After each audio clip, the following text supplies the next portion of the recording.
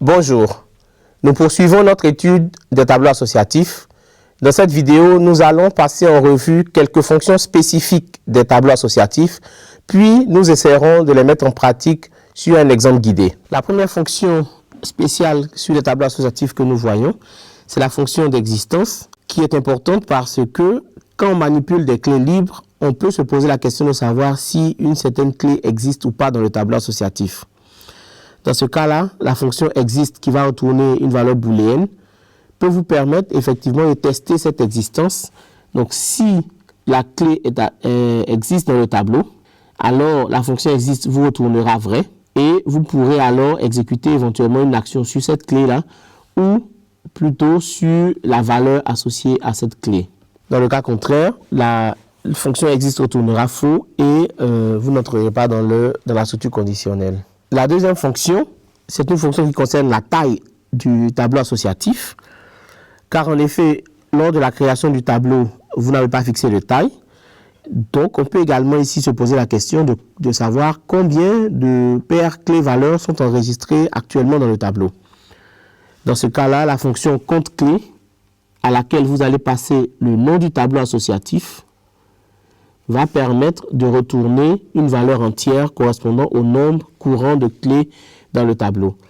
Vous pouvez par exemple utiliser cette fonction de comptage de clés pour savoir si oui ou non votre tableau est vide et si vous pouvez réaliser des actions sur votre tableau associatif. La dernière fonction que nous voyons, c'est la fonction de suppression d'une paire clé-valeur, car ici également, vu que vous créez des clés qui sont associées à des valeurs, au bout d'un moment, vous pouvez avoir envie de supprimer une paire et donc on vous propose la fonction supprime qui, en l'occurrence, dans notre exemple, sera associée à la fonction d'existence.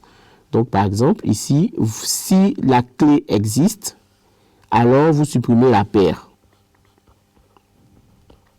Nous allons maintenant passer à un exemple guidé. On vous propose donc de modéliser un annuaire pour la gestion de vos contacts. Chaque contact peut avoir une ou plusieurs informations parmi le nom, le prénom, l'email, le téléphone fixe et le téléphone mobile. L'idée, c'est d'utiliser les tableaux associatifs pour modéliser votre annuaire. Donc, nous vous proposons par exemple d'utiliser un tableau associatif pour créer un contact donné de votre annuaire, mais aussi d'utiliser un tableau associatif pour gérer l'annuaire en entier, c'est-à-dire que le nom par exemple de l'utilisateur ou le nom du contact sera utilisé pour référencer l'ensemble des informations liées à ce contact-là. Je vous laisse l'occasion de réfléchir et nous en discuterons ultérieurement.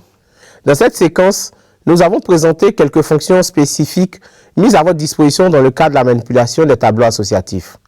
Nous vous encourageons maintenant à essayer de finaliser par vous-même notre mini-annuaire. Une solution guidée et commentée sera proposée dans la prochaine vidéo. À bientôt!